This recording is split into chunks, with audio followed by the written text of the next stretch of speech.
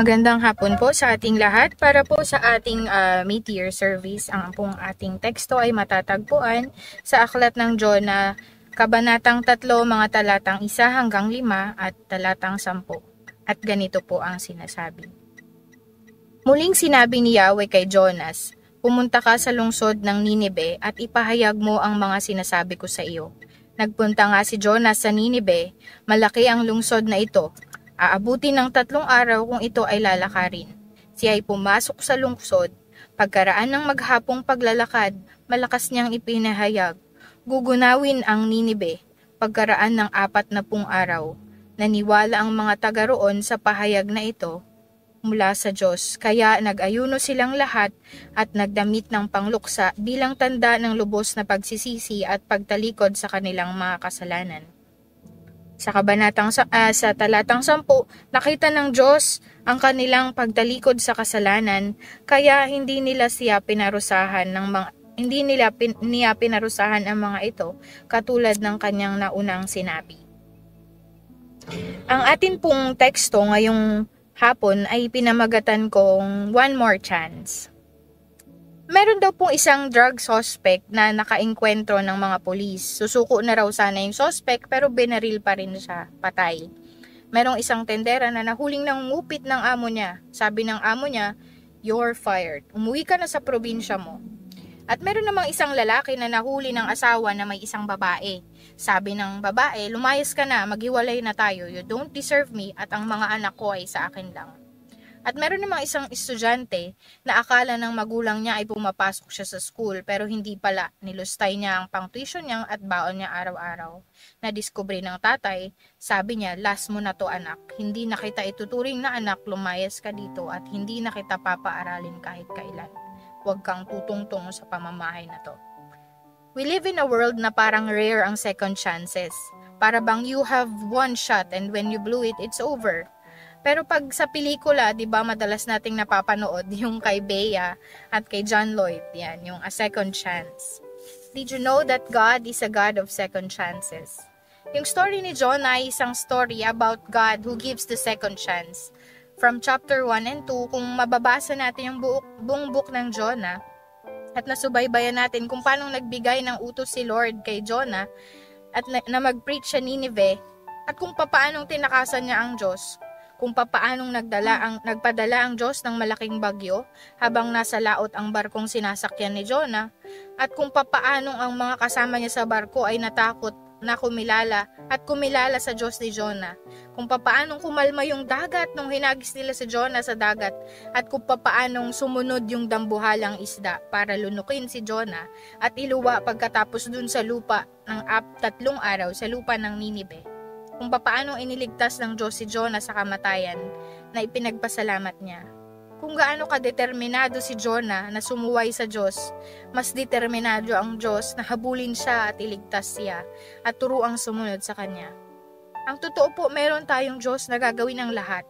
He has all the resources He has in His creation at His disposal para maibalik tayo sa Kanya. Ilang beses man tayong pumalpak sa pagsunod sa Kanya, do we deserve second chances? Surely hindi. Diba? Kahit sino sa atin, we all fall short. Si Jonah, pumalpak din siya sa first time. Bibigyan pa ba siya ng second chance ni Lord? Kasi may power si Lord na bigyan yung isda ng kakayahan to preach over Ninive. Diba? Pwede yung isda yung papuntahin ng Diyos at pagsalitain. Sa donkey nga, nagawa ni Lord yun diba? O yung mga tripulante ng barko na lang kasi yun yung kumikilala sa Diyos at alam nilang merong isang sumuway sa Diyos doon kung bakit may bagyo, diba? O ibang propeta na lang kaya. Pero nagtapos yung chapter 2 sa salaysay kung papaanong inutusan ng Diyos yung isda para iluwa si Jonah at buhay siya. Na parang sinabi ng Diyos, "Hindi pa ako tapos sa'yo, Jonah, ha? You don't deserve a second chance, pero bibigyan kita." And that's called grace. Let's see what this grace can do to Jonah and the people of Nineveh. Ano ba yung importante sa Diyos? Kapag yung isang mag-asawa nag-away at naghiwalay, hindi naman mag-uusap na yan na parang normal, diba? Kumbaga may lamat na. Kung mag-usap man sila, paaway pa rin or nagsusumbatan.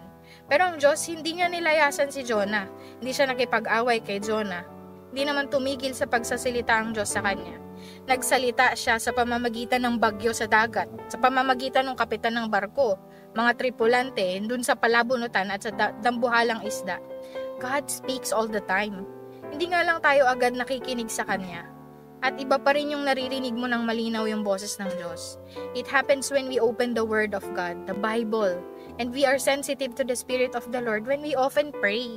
Diba? Yung communication natin sa Lord, two-way yan. Hindi lang yan puro sabi na, Lord, gusto ko nito, gusto ko nito. We have to stop and listen kung ano yung sinasabi ng Diyos sa atin. We have to be sensitive sa kanyang mga words. Dito sa story na to, yung word ni Lord dumating kay Jonah the second time. Yung word na sinuway niya, yung word na tinakasan niya, yung word na proven failure. Di ba si Jonah, kung titingnan natin, failure siya. O ayan, yung second chance binigay sa kanya. He was not fired or replaced by another prophet. Napakabuti ng Diyos. Anong sabi sa kanya? Tulad din ng unang sinabi, puntahan mo yung malaking lungsod ng Nineveh. Nauna, sabi ni Lord, mangaral ka laban sa kanila dahil sukdulan yung kasamaan nila. Yan yung mga chapter, yung mga sinabi sa chapter 1. Pero sa chapter 3, ganun pa rin naman. Pero yung emphasis kasi, hindi na dun sa kasamaan nila. Ang sabi lang, puntahan mo yung malaking lungsod ng Nineveh ngayon na at sabihin mo sa taga roon ang mensaheng sinasabi ko sa'yo. Yung naging emphasis dito, yung faithfulness sa salita ng Diyos. Diba? Sabi niya, heaven and earth will fade, but my word will remain. Sabihin mo nang walang dagdag, diba? Si Lord, napaka-firm niyan, even sa Bible. Huwag kang magdadagdag, magbabawas ng kahit isang tuldok doon sa word niya, diba? Hindi niya pinadali, pero direct niyang sinabi. Hindi niya sinabing, ganito na lang sabihin mo, o pagbutihin nila next time, diba? Kasi baka kapag yung word mo ay harsh, baka pagbabatuhin ka nila. Hindi, si Lord, direct siya. Direct niyang sinabi yun. Specific instruction niya kay Jonah, na sinabi niya, na sabihin mo sa mga taga Nineveh, na sa loob ng 40 days, kapag di sila nagbago, if they don't change their ways, diba? Si Lord yung sisira or magpaparusa sa kanila. So, ano ba yung importante sa Diyos? Sa una, importante sa Diyos yung salita niya. Hindi maaaring ipadala ng Diyos at bumalik sa kanya yung mga words niya. Sabi nga sa Isaiah 55:10-11, tulad ng ulan na bumagsak mula sa langit at dumidilig sa lupa para tumubo ang halaman at magbunga, nagbibigay ng butil na panghasik at tinapay upang maging pagkain, gayon din ang salita na sinasabi ni Lord. Umayaw man nung una si Jonah, determinado ang Diyos na makarating ang salita niya sa mga taga Nineveh. Pangalawa, importante din si Jonah sa Diyos. Kahit sumuway siya, he still loved this disobedient prophet. Kahit ilang beses na rin tayong sumuway sa Diyos at minsan, kumakaripas pa tayo ng takbo palayo sa Kanya. Napatunayan din natin na ang pag-ibig niya ang humahabol sa atin, di ba? Sabi niya, surely goodness and mercy will follow you all the days of your life. Your persistent disobedience cannot outrun God's relentless grace in your life. Siya yung lumika sa mga paa mo. At siya yung higit na mabilis na tumakbo kaysa sayo para habulin ka at yakapin para maibalik sa Kanya. That's how God loves you. Number 3, ang tao rin doon ay napaka-importante sa Diyos. Ang lagi niyang description sa Nineveh, that great city. Hindi naman talaga kalakihan yun, mas malaki pa ngayon Zambales. Mas marami pa ang mga tao dito sa atin. Great, siguro dahil importante sa sila politically o kaya economically, siguro mayaman sila. Pero sa verse 3, tinawag din itong malaking lungsod. Sabi dun sa English version, sabi niya exceedingly great city. Pero sa literal, itong exceeding na ito ay yung salitang Elohim na siyang ginamit natin sa Diyos. Importante ang Nineveh sa Diyos. Kahit na masasama sila, kahit na hindi sila tulad ng Israelita na lahing pinila ng Diyos, lahat ng makasalanang malayo sa Diyos, lahat ng lahi sa buong mundo hanggang sa ngayon, hindi pa rin naaabot ng mabuting balita. Mahalaga pa rin kay Lord John. Isipin nyo, hindi niya gugunawin yung earth hanggang hindi nakarating sa lahat ng sulok ng mundo yung gospel. Lahat tayo importante sa Diyos. How will we respond when we know this, that God is the God of second chances at napakahalaga mo sa Diyos?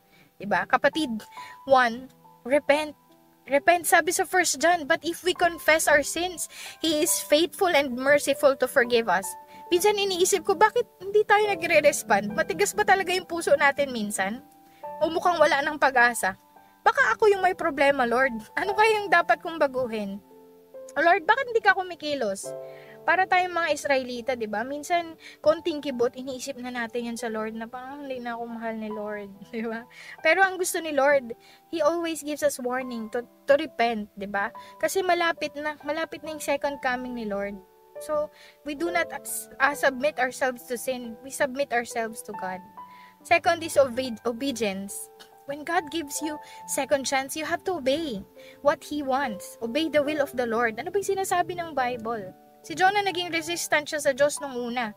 Pero he obeyed and responded to God's call.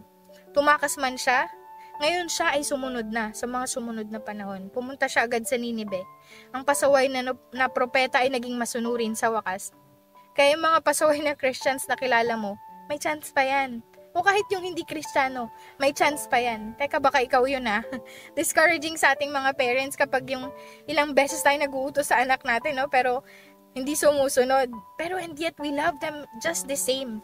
Kung papaano mo tinignan yung anak mo, hindi nagbabago yung value nun. That's how God loves you. And even if we disobey Him many times, diba? Si Lord, He is faithful. And so we have to obey as a response dun sa kanyang pagbibigay ng second chances. Diba? Even the king. Diba nagsuot sila lahat ng pangluksa. And they were mourning dahil natakot sila lahat sa parusa ng Diyos. Nag-ayuno sila. Hindi kumain to express their spiritual reality na mas importante sa pagkain nila araw-araw, yung pagsunod sa Panginoon. Grabe yung naging response nila mula sa pulubi sakali hanggang sa kanilang president na may tuturing, di ba?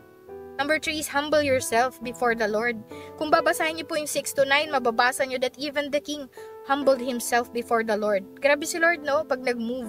Ayon sa utos ng hari sa kanyang mga pinuno, walang sino mang kakain at iinom.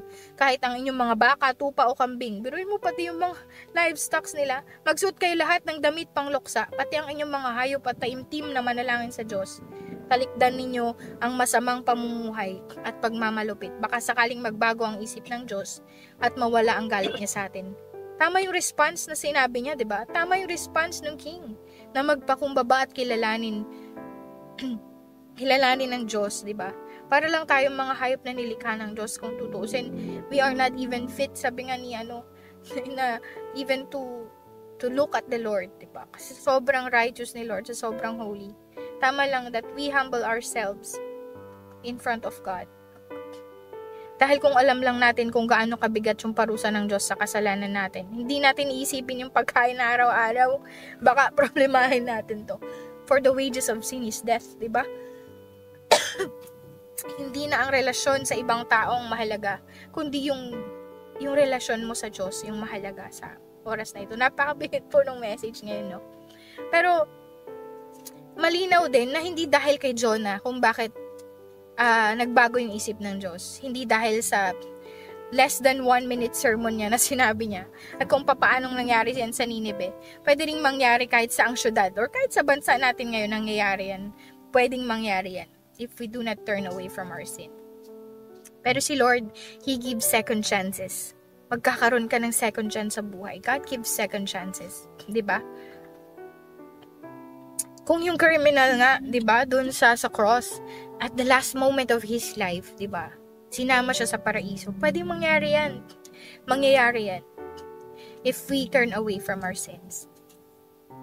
Ang trabaho din natin bilang mga Kristiyano ay tulad ni Jonah na magbuhos ng oras to preach the gospel. Bakit papayag ka ba na ikaw lang yung masave? Paano yung family mo, 'di ba? Paano yung mga mahal mo sa buhay? Paano yung friend mo? Kilala niya ba si Lord? 'Di ba? Tinatawag din tayo ni Lord to be Jonases, diba? To give warnings, to preach the good news, at magsabi na, diba, you have a second chance and God loves you so much. Nag-U-turn si Jonah, sumuway man siya, pero sumunod siya sa Diyos. Nag-U-turn ang Ninive, diba? Namuhay sila sa kasamaan, karahasan, pero nagbalik loob sa Diyos. Nag-U-turn din sila sa Lord. Diba, dalawa yung nag-U-turn.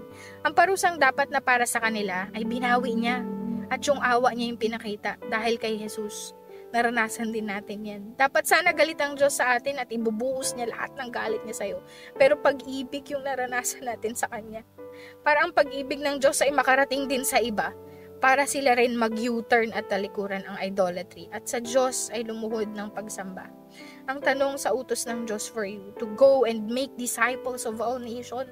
Huwag mong payagan na ikaw lang yung makarinig ng mabuting balita. Will you make a U-turn? Or kung ikaw yung nasa Nineveh, will you make that U-turn? Dati binabaliwala natin to. Dati feeling mo hindi ka importante. Pero gusto kong malaman mo ngayon, kapatid, that God is a God of second chances. He is giving us second chances. Susunod ka ba? Sa pangalan ng Ama at ng Anak, ng Banal na Espiritu, sa Diyos ang papuri. Amen. Dakilang Diyos, salamat po sa hapon na ito. Ikaw yung Panginoon na siyang nagbibigay ng second chances. Napakabuti mo, Ama. Dalangin ko na sa mga oras na ito, that as we hear your word, we will learn to obey. We will learn to repent, Lord, and we will humble ourselves, Panginoon, sa harap mo, Panginoon. Thank you, Father, for your love. And I pray that everyone who hears this, Lord God, that the Holy Spirit will minister, Lord God. And that we will feel your love, Panginoon, that we will value the second chance you have given us. Thank you, Father, and all the glory, honor, and praises. This we give you in Jesus' name. Amen and amen. Good afternoon po sa ating lahat.